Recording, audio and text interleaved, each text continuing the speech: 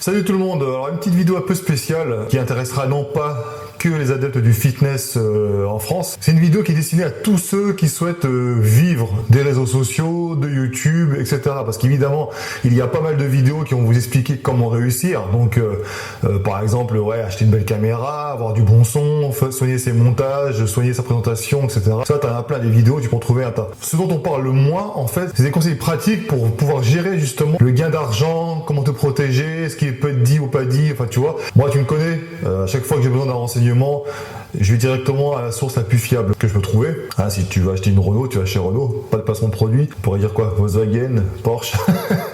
Donc voilà. Là, en l'occurrence, j'ai demandé à une avocate, Laura-Alice Bouvier, qui va pouvoir te renseigner. Elle est très suivie sur les réseaux sociaux, notamment sur Instagram. Et j'ai découvert en fait sur Instagram. Elle a aussi une chaîne YouTube où elle donne plein de conseils pratiques en tant qu'avocate, en tant que juriste. Et donc, je vous inviterai forcément à aller voir ça. Donc, ça sera en bas dans la description. Est-ce que tu peux te présenter pour la communauté Cher Fitness? Bonjour à tous, je m'appelle Laura-Alice Bouvier, je suis avocate au barreau de Paris et docteur en droit. J'ai créé mon cabinet à Paris, ce qui ne m'empêche pas de défendre vos intérêts partout en France, voire à l'international. J'enseigne depuis 10 ans en université et en école de commerce. Je suis l'auteur de très nombreux articles et ouvrages qui sont publiés. Et je donne très régulièrement des conférences un petit peu partout dans le monde. La question qu'on se pose en premier, est-ce qu'il est obligatoire de se déclarer lorsqu'on travaille sur YouTube, Instagram? À partir du moment où on a une activité qui génère des revenus, il est indispensable de la déclarer. Et ce, même si elle nous semble parfaitement accessoire par rapport à notre activité principale. Très généralement, les revenus qu'on peut générer par exemple par les réseaux sociaux ne sont pas forcément notre source principale de revenus. Il n'en demeure pas moins qu'à partir du moment où on gagne de l'argent avec, il faut impérativement les déclarer, d'autant qu'ils sont généralement assez facilement traçables par le biais de factures qui vont être exigées par les différentes sociétés avec lesquelles on peut être amené à travailler. Ok, donc on a bien compris qu'il fallait se déclarer, c'était obligatoire, en fait, c'est la loi, c'est comme ça. Donc, évidemment, tu peux tenter, pas vu, pas pris, mais si tu te fais prendre, crois-moi, tu vas le regretter. Selon toi, quelles sont les précautions à prendre lorsque tu crées justement ce statut? Quel statut prendre? Est-ce que c'est obligatoirement auto-entrepreneur? Alors, se déclarer, oui, mais comment? On va beaucoup parler dans cette vidéo de l'auto-entrepreneur, mais on va voir aussi que ce n'est pas toujours la forme la plus adaptée à notre situation. En fait, ce qu'il faut faire, c'est véritablement déterminer quelle est la forme juridique la plus adaptée à son activité de façon véritablement personnalisée.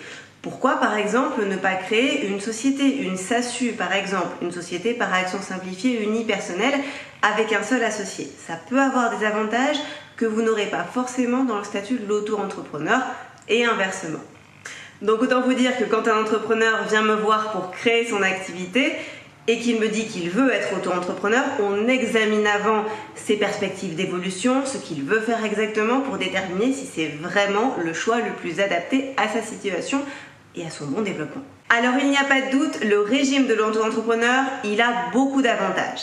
La création, déjà, elle est très simple, elle est très rapide et elle se fait totalement online. De ça, les déclarations fiscales, la comptabilité et le régime sont considérablement simplifiés. Donc autant dire que cela semble effectivement sur le papier être la forme juridique la plus parfaite pour se lancer quand on débute. Eh bien pas forcément, parce qu'il y a quelques petits éléments à prendre en compte et il y a quelques précautions à prendre. Alors déjà, le régime de l'auto-entrepreneur, il n'est pas accessible à tout le monde. Il y a des conditions de seuil de chiffre d'affaires.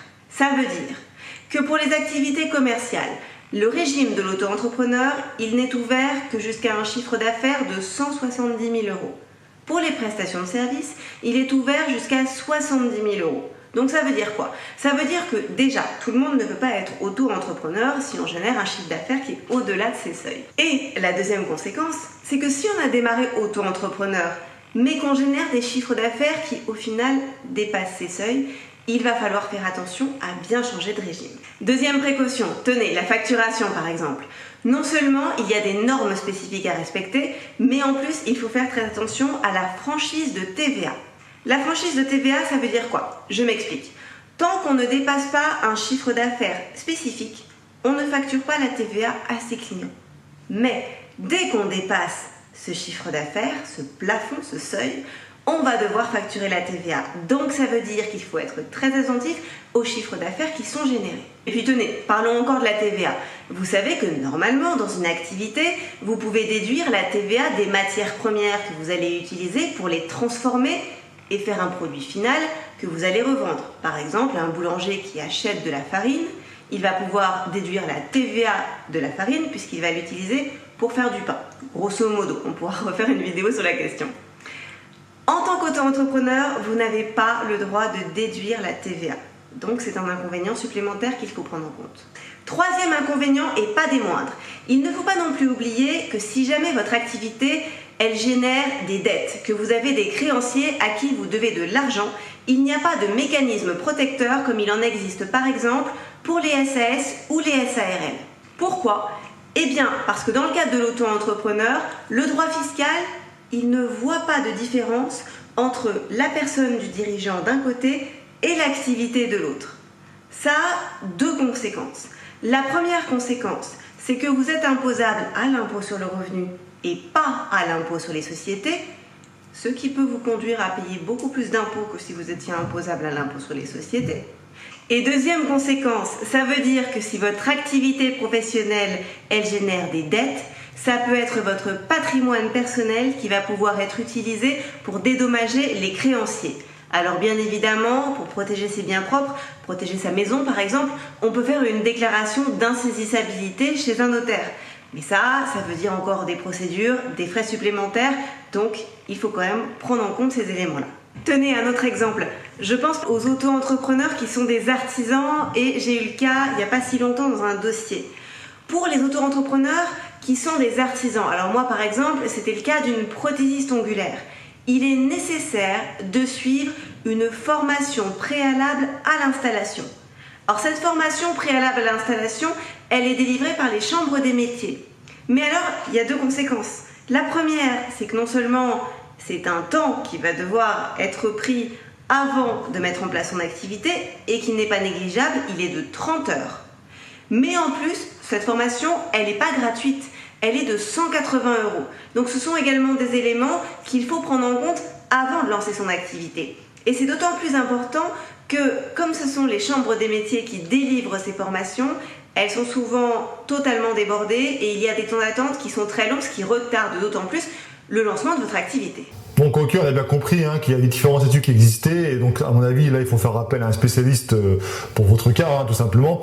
Mais du coup, je me dis, voilà, moi en tant que youtubeur, ou alors d'autres youtubeurs, je sais qu'il y a eu des problèmes parfois, tu fais de la pub pour une marque, et puis la marque elle te promet une rémunération contre cette pub, et puis parfois ça arrive, tu ne touches rien. Souvent sur Instagram c'est pareil, j'ai plusieurs cas comme ça qui ont été dénoncés, des petites boîtes qui te disent voilà, tu es un influenceur qui est réputé, machin, blablabla, contre une ou deux photos où tu invites les gens à aller sur notre site, on va te rémunérer tant. Puis finalement, il n'y a pas d'argent, rien du tout. Qu'est-ce que tu conseilles par rapport à ça ? Alors, il n'y a pas de règle spécifique concernant le caractère écrit ou oral d'un contrat. Autrement dit, la jurisprudence, elle est très claire. Même avec un contrat oral, donc il n'a pas été rédigé expressément, il va pouvoir y avoir un lien commercial. Malgré tout, pour votre protection, je vous conseillerais toujours de rédiger au maximum vos contrats. Pourquoi ? Parce que si jamais il y a un impayé, ça va vous éviter de devoir, le cas échéant avec l'aide d'un avocat, de devoir constituer un dossier montrant qu'il y a un lien commercial. Alors justement, que ce soit sur YouTube ou autre, sur un site internet, est-ce que tu as des conseils pour protéger justement son travail ? Parce que bien souvent, tout ce qui est plagiat, etc., on en entend parler, moi-même, en Cher Fitness, on a déjà été victime de ça, à savoir que quelqu'un nous avait piqué les vidéos et puis voilà. Donc qu'est-ce qu'on peut faire par rapport à ça ? Alors il est d'autant plus difficile aujourd'hui de protéger sa marque ou de protéger son contenu à l'heure d'Internet. Pour autant, il existe des mécanismes juridiques qui sont quand même très efficaces, donc je vous recommanderais très vivement de ne pas hésiter à déposer votre marque à l'INPI ou de déposer par exemple des brevets, le cas échéant. Alors le sujet pourrait faire l'objet d'une vidéo entière, mais je voulais quand même attirer votre attention sur une chose, c'est que tout n'est pas protégeable, et je pense particulièrement au plagiat. Si par exemple, je découvre sur un site internet un copier-coller parfait d'un article que j'ai écrit, ça, c'est du plagiat. Le code pénal définit, alors il ne parle pas du plagiat, mais il parle de contrefaçon. Il le définit comme étant un délit. Le truc, c'est qu'on considère que le plagiat, même s'il est immoral, même si c'est effectivement un vol, s'il n'a pas de conséquences vraiment importantes, il ne va pas pouvoir être répréhensible sur le plan pénal. Donc par conséquent, autrement dit, si je m'aperçois, donc par conséquent, dans le cas que je viens de vous exposer, il n'y aurait pas grand-chose à faire. Après, bien évidemment, il existe d'autres mécanismes qui permettent de protéger certains contenus spécifiques. C'est extrêmement important, vous êtes plusieurs à produire des contenus, que ce soit sur YouTube, Instagram ou différents réseaux. Et si tu n'as pas envie tout simplement qu'on te les vole, parce que c'est du travail, mais c'est l'investissement, je pense que tu peux lui dire sur ces réseaux de faire une vidéo plus approfondie sur le sujet, parce que moi-même ça m'intéresserait d'ailleurs de le savoir, parce que voilà, on est régulièrement victime de plus en plus, c'est un peu dégueulasse quoi. Alors là c'est une petite question perso un peu, mais pas seulement parce que je sais que d'autres youtubeurs ont eu ce cas-là. Quand tu donnes ton avis sur internet, que ce soit donc évidemment dans le fitness pour les compléments alimentaires par exemple, ou alors les filles qui font des tutos beauté, qui donnent leur avis sur les produits de beauté, ou alors des avis sur les voyages, des avis sur peu importe. En gros, est-ce qu'on peut donner librement son avis sur les réseaux, sur un produit, une marque, une enseigne? En préambule de cette réponse, je voudrais déjà rappeler qu'on confond très souvent le dénigrement avec la diffamation. Ce n'est pas la même chose. La diffamation, c'est dire du mal d'une personne spécifique, d'une personne en particulier, notamment sur le plan moral. Le dénigrement, c'est porter atteinte à une marque, à un produit ou à un service dans le but express de lui nuire. Autrement dit, ici, le dénigrement, c'est de la concurrence déloyale. Alors bien sûr, ça ne veut pas dire qu'on n'a plus le droit de donner son avis sur Internet.